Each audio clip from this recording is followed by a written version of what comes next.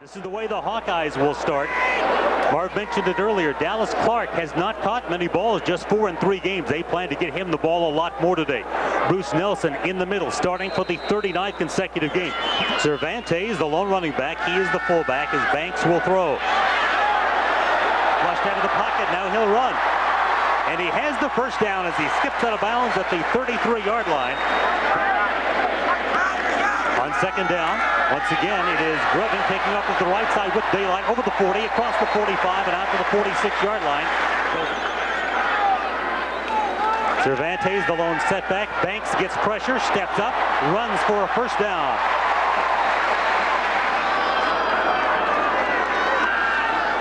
Banks, the crossing route to Jones at the 5 in the end zone. Touchdown, Iowa. C.J. Jones.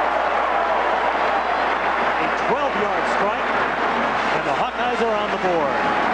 The way the Iowa Hawkeyes will play defensively today. Up front, Jared Kloss really got some praise from the Utah State coaches. They say he goes 100 miles an hour. Grant Steen at linebacker will have some pass protection responsibilities from that spot today. And in the backfield, Antoine Allen learning on the job. So the Hawkeyes, who had to convert on third down 3 times on the opening drive, have a third down on this drive. Banks with time, completes to Clark at the 45-yard line, and he squirts away, has the 1st and 10 into Aggie territory at the Utah State 45. A catch by Iowa's big tight end, Dallas Clark. It is Cervantes off the right side, and into the end zone for 6, and the Hawkeyes lead 13-0. For Edgar Cervantes, his first Hawkeye touchdown. Jones and Solomon are the wideouts for the Hawkeyes. Grubbing and Cervantes are the running backs. Banks with play action. Banks going deep, looking for Solomon. What a grab by Quentin Solomon, the true freshman from Fort Worth, Texas. A brilliant catch. Wow. Wow, I don't know if I just saw that. Can I see that again? You get another look. I want to see it like 3-4 times. I think you believe it this Play time. action. Brad Banks gets to 5, throws the ball downfield. This is probably about 48 yards downfield. Look, just, got contact there, reaches out with his right hand, is able to pull us in one hand. And this is actually great coverage. Actually perfect coverage. It's just a great play by Quentin Solomon. Man, is that great, great football. Banks on the option. Touchdown, Iowa. And Nate Kading has not missed a point after or a field goal this year. He has been perfect, and he still is. 11:04 left to play in the first half. The Hawkeyes have scored on all 3 of their possessions. They lead 21-0. Banks taking it in. You're watching Big Ten football from ESPN+. And the Aggies have a first down because of an excellent catch by Kevin Curtis. Does a nice job just letting things clear out. Be patient, get the first down. Now the Aggies will run to the 20, to the 15, to the 10, to the 5, and into the end zone. Utah State scores for the first time today. Roger Robinson goes out to the right, fakes the pass. That freezes the defense, and then he carries it in. A 25-yard touchdown run by Roger Robinson. And Oregon at home and had the lead early against the team that contended for the national title. His Banks on first down with a fake to Grubbing and the throw to Clark at midfield. Clark into Aggie territory, still on his feet to the 45 of Utah State. Dallas Clark, big catch for the Hawkeyes. To Dallas's credit, he was nicked up in the training camp. I think he nicked his neck up a little bit. And as Coach Ferentz mentioned, he was a little slow getting back in the flow of the game. Again, Grubbing with protection, completes to Hinkle inside the 30-yard line, tackled at the Aggie 27. And the Hawkeyes marching down the field quickly after the Aggies get on the board. Bruce Nelson will snap out of the shotgun this time to Banks, who tucks it and will keep it inside the 30 to the 25, Banks to the 20, and battles his way to the Aggie 18-yard line. A called play all the way, it appears. That's the first I've seen of that, too. And, I think, Brad Banks definitely feels good about his passing skills. This is a great run by Brad Banks. We saw it earlier. Watch out on the outside here. Ed Hinkle actually makes this play for Iowa.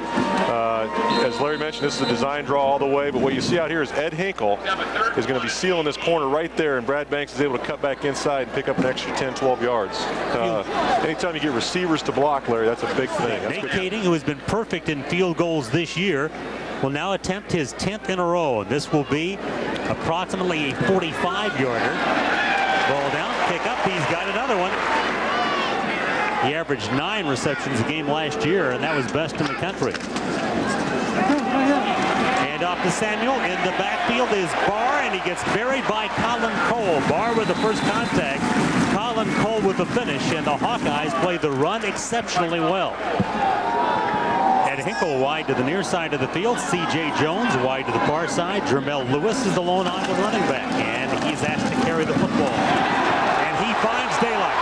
He may break it. He may go all the way. 30, 20, 10. Touchdown, Jermel Lewis, 75 yards. I don't think he was touched. I really don't think he was touched on that entire run. That was just a great job by the right side of the Iowa offensive line. And a great job by Jermel Lewis to just hammer it in there quickly, putting stress on the defense. See, you just talked about the absence of big plays. We just saw one. Jermel goes 75. Quick strike off there. Wow. And for Jermel Lewis, the 5th touchdown run of the season. The sophomore from Bloomfield, Connecticut, who was redshirted a year and then lost his scholarship for a year and was ineligible, but instead of leaving, studied hard, worked his way back onto the football team. That's a great story. He was, he could have easily quit, and a lot of kids would have transferred out, but he stayed here, and he's done a great job. Nate Kading tacks on the point after. That is his 56th in a row. Jermel Lewis, there's the hole. Nobody touches him. Iowa leads 31-7. You're watching Big Ten football from ESPN+. There is Scott Bolin. He is getting his first start today, the senior out of Dubuque Senior High School, filling in for the injured Bob Sanders. Steve Mullins has it blocked. It's loose in the end zone. If Iowa gets it, it's a touchdown, and they do. Like Sean Considine came in. They've been trying to put pressure on him all day, and they've been close a couple times as we saw, and Sean Considine was able to get in there and get his hands on it, knock it down. And recovered in the end zone by Mike Follett for a Hawkeye touchdown. They must have saw something in the films, because they've been bringing pressure. There's a nice loop in there over the center. That's the toughest thing for the center. He's got his head between his legs. He's snapping it back. Sean Considine comes on the loop. The center can't redirect, and he's able to burst through the middle there, and he does a nice job of taking it off the foot. A lot of guys will dive into the kicker, but what you want to do is you just want to put your hands right over the foot and take the ball off the foot, and he does a nice job of that. So Considine gets the block. Mike Follett gets the touchdown. Nate Kading attempts the point after, and it is good. And Kading continues his perfect season kicking the football. The Hawkeyes score a defensive touchdown, and they take a lead of 38-7. You're watching Big Ten football from ESPN+. He really is a outstanding quarterback. Fuentes hit by Cole and sacked by Cole. Hodges is also right there. You know, he's had a couple quarterback draws. I think he's made a couple guys miss and broken the pocket a couple times, but I don't think he's been taken down back in the backfield. Jermel Lewis looking for running room to the outside and finds a little bit of extra and gets the first down. Nate Kading will attempt the longest field goal of his career. His previous long, 49. This would be 51 yards, and if he hits it, he will equal his own record by kicking 11 in a row. This is a long one. It's got the distance. It's good. He has kicked the longest field goal of his career and tied his school consecutive field goal record from 51 yards. Nate Kading nails one. I think this guy's been in the weight room, because that looked like it had about 8-9 more yards on it. There is a little bit of wind blowing out there, but that was a pretty impressive kick for the Iowa City West graduate. Ned Roth now in the defensive end for the Hawkeyes, replacing Howard Hodges. Abdul Hodges, linebacker, proudly tries to throw, and it's loose in the end zone. The Hawkeyes trying to recover from the score, and it looks like they got it. They do, an Iowa touchdown.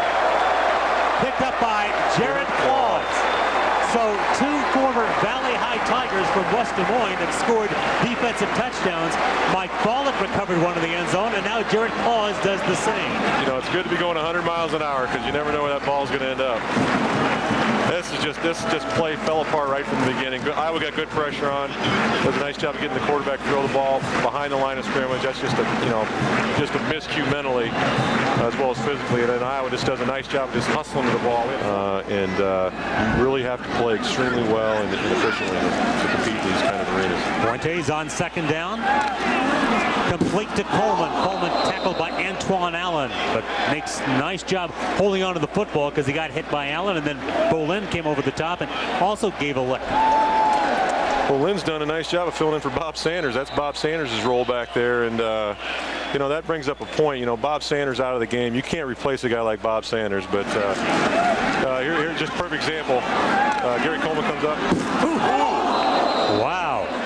That's why I'm up here in the booth with you now. I mean, wow. Wow, that's. I need an aspirin. That was quite a hit.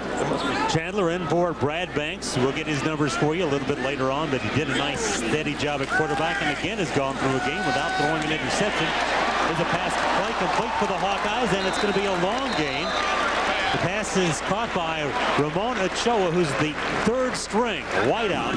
Just under 8 minutes left to play as Iowa wraps up its non-conference schedule today and looks ahead to Penn State next week. Ochoa coming in motion, the play action fake. Chandler now delivers to the left flat, and it's caught in a nice out pattern. This is unbelievable touch for Nathan Chandler. This ball had to be thrown absolutely perfectly. The defensive back tries to run underneath Ochoa here. Nathan Chandler just comes back, sits in the pocket, just patient. Watch, he has to throw us over. The DB throws it, runs underneath him, throws it right over the top. Ochoa does a nice job of catching and get his feet down. Do you ever want to play running back? No, I see those linebackers getting to him every single snap. I realize that wasn't my position. Plus, you outgrew that a long time ago, right? Definitely. Here's Schnorr looking for some run to the outside, to the 10, to the 5, and Schnorr down to the 3-yard line. Well, you've got to give them a lot of credit. They're an independent school. They travel a lot. They've got more road games than home games, and they have 3 byes during the regular season. So tough is it for an independent to schedule. Mickens is stacked up, tries to drive the pile to the end zone, and doesn't quite get there. But I was impressed by the way that Aaron Mickens moved the pile. Pete Traynor, the new Iowa center for this latter stage of the ball game. And again, Schnorr ducks his head and carries to the 30-yard line, and that should just about do this thing. The Hawkeyes, a very impressive day today. They scored on their first 4 possessions. They led 21-0. They led at the half 24-7.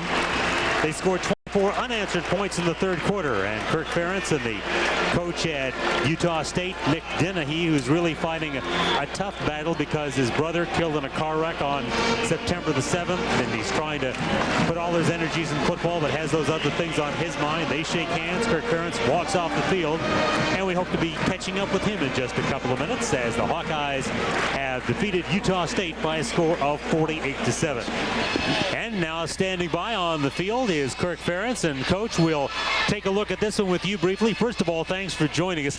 Outstanding overall performance on both sides of the football today, wasn't it? But it was. I don't know how sharp we were at all times, but it was good to get back on the field and certainly do some positive things. Had some guys step up and make some good plays for us. Coach, you got a couple minutes. Brad Banks, his efficiency has been phenomenal. No turnovers again today as far as interceptions. Just managing the offense, how do you feel he's developing for you? I think he's coming on every week, Marv, and certainly last week it was a tough go for him. The third quarter was rugged, but you know, he bounced back. He had a good week of practice, and you know, if we protect the ball, we have a chance to be a good football team. And you know, we talked about at the beginning, Fuentes and Curtis coming in extremely dangerous. I thought you guys did an extremely nice job of containing them, keeping them out of the game. Coach Norm Parker must have had a few special things he put in this week. I think our guys respond a little bit better. We didn't tackle extremely well today, and that's something we're going to have to improve upon for the next 8 weeks. And typically we've been tackling pretty well, but I think our coverage was better. I think the guys accepted the challenge a little bit today and played more aggressively. And Big Ten play starts next week at Penn State. Lots of luck to you. Well, it gets interesting from here on in, and I know this is what the guys have been waiting for, and we're going to need a great week of practice, certainly, to go up to State College, but we're looking forward to the trip. Thanks, Coach. Thanks, guys. Kirk Ferentz joining us after today's 48-7 Iowa victory over Utah State. The Iowa Hawkeyes finished their non-conference campaign at 3-1. Back with more in a moment. You're watching Big Ten football from ESPN+.